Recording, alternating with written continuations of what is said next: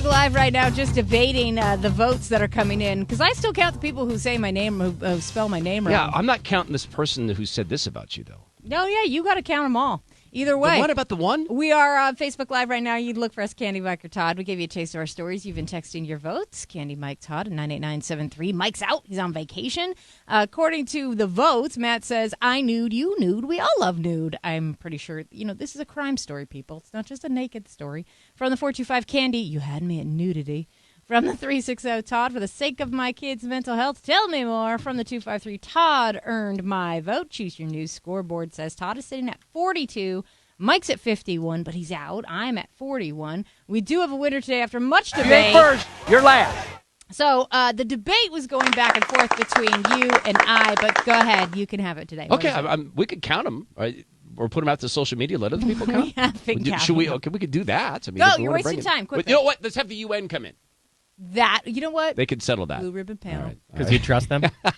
Well, no, I don't. But, it'll take them a while to get here. Get to your story. We're wasting your time. All families are going to go through times of remarkable stress, and sometimes that stress can be really overwhelming. And there's a parental instinct that we've learned can be just the wrong thing. We speak in non-evaluative terms now as a family. So I'm going to tell you about an ineffective technique that we've learned that is just in the instincts of people. So imagine a circumstance, let's say perhaps, and this is just a perhaps, you've learned that your spouse is cheating on you.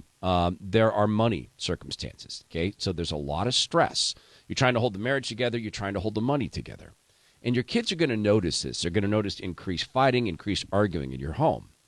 You will be very inspired to say to your kids, things are going to be okay. You're going to be very inspired to say to your kids, Mom and Dad are having some problems, but everything's going to be fine.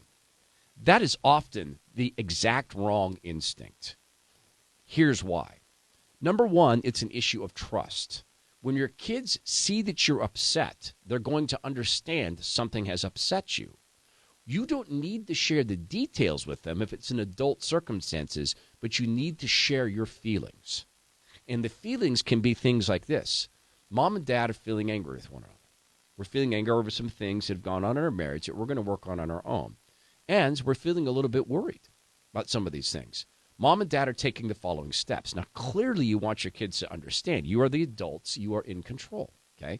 So we're taking some steps to save money. We're taking some steps to constrain our spending and to earn some extra money. These things, we are confident, are going to work for us. Now, you're being fact-based. You're talking about the steps you're taking. But more importantly, you are airing what is obvious to your kids. The obvious part of this is you're hurting.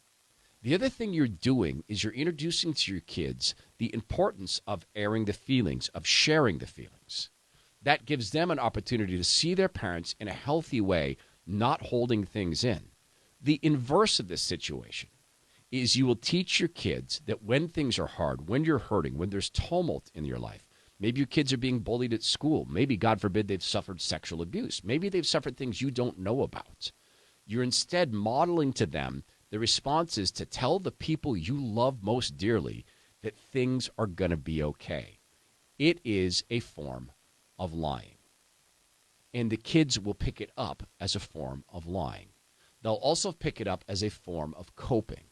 It is not something you want them to model. You want them to model sharing the feelings, sharing the concerns, and being in his family that then validates these feelings.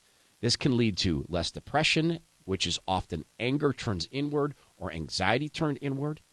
We had to do recently, Candy, this thing that was just so hard. And it runs against some of our training because we're told not to be evaluative. So we're told to speak in facts. We made some ineffective decisions as parents, and so that's a fact. Well, here are some of the decisions we've made. Moved to Washington, D.C. Shouldn't have done that. Okay, that's a fact-based thing. But this thing we just recently had to do is a resume of parenting failures. That was a fun list. Sit down and create. That's great. Yeah.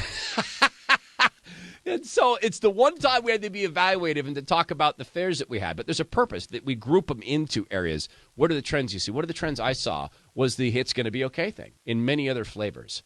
So have you ever reflected on that in your parenting or in the parenting that you underwent? I know your dad's awesome. Your parents are awesome. But was there anything you ever thought? Oh, no, my family's super messed up. Even really? Yeah. Oh, do tell. So fun. The one thing that I have to watch out for, though, is my level of sarcasm.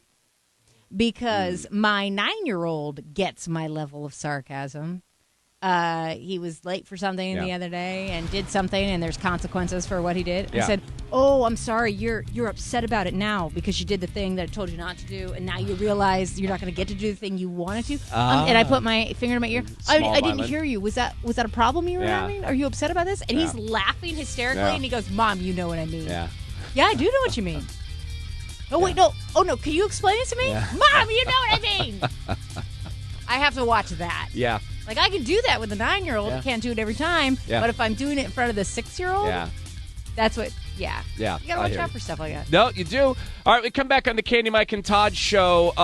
2 stories. Seattle City Light being sued over massive electricity bills at the same time that SeaTalk Airport wants to build an app that might already exist. We'll talk about that. Let's get a traffic report from Tracy Taylor, brought to you by the Emerald Queen Casino. So westbound lanes of I-90 are still closed out near Vantage for an early